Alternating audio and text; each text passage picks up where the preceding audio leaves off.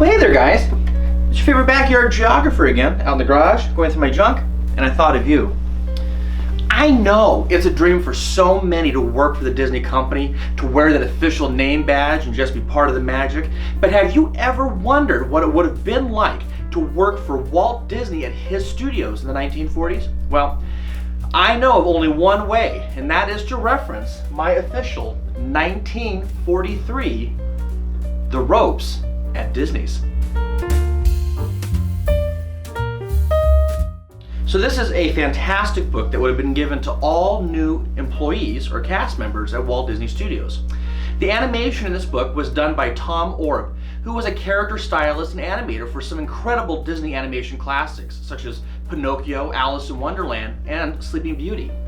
So let's speak to the book. So if I just open up this book, I love the first page. Here it is, the rope, the original studios being welcomed by some of the gang.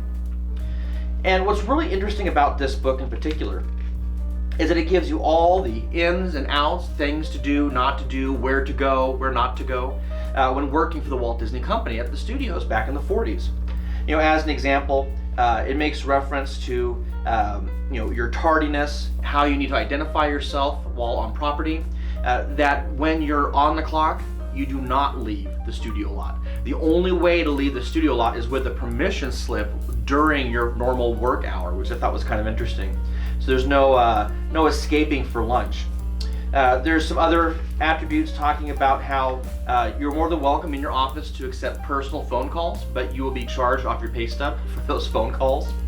If you leave the company based on termination, selective service, what holidays and vacations you have off.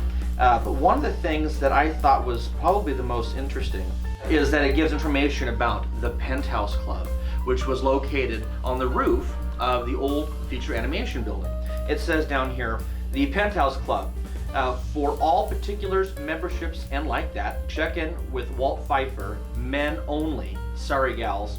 It also gives hours of operation for the commissary or the restaurant. And I love really the last part of this.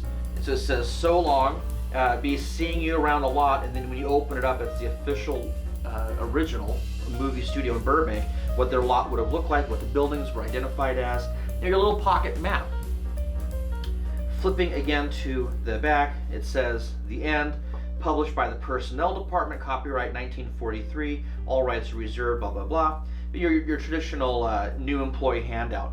And I just think this is something that's really, really unique and rare. I remember when I started working for the company, they had something similar. It was like a style guide, the do's and don'ts, how to dress, how to talk and walk the walk and stuff like that. But I just love this because it was really in response to the development of unions and what they were allowing and not allowing, how women and men were to be separated in certain groups and organizations.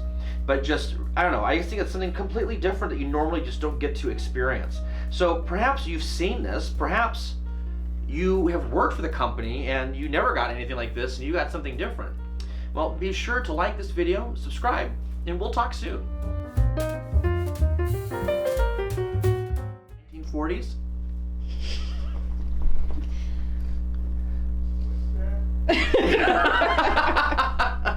How did you know? He heard the thumping. Okay, go. Get out of here.